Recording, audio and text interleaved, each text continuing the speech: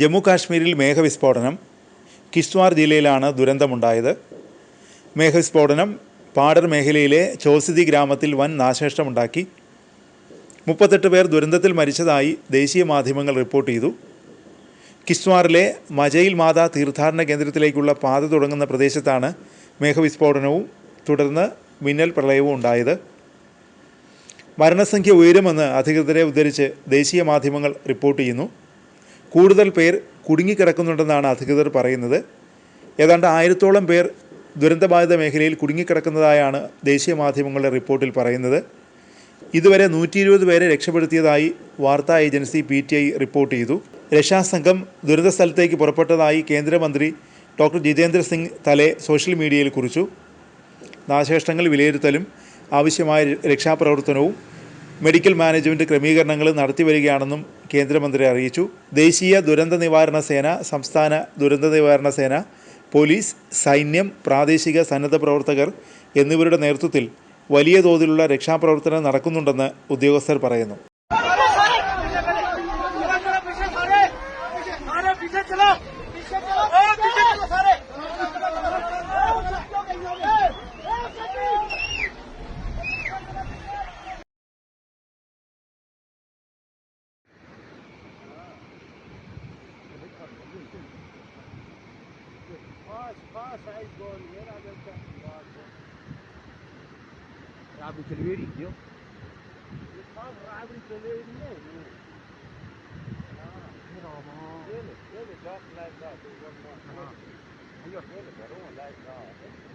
Hoe lag dat? Just nu ja.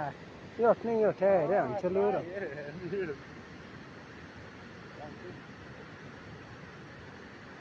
Well, and up for station, the safe station.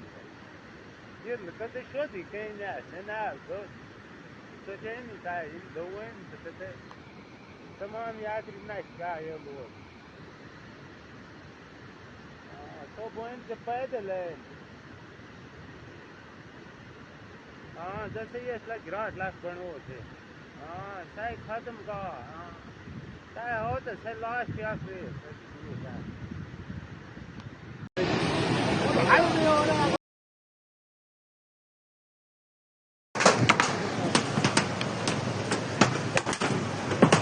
Watch it.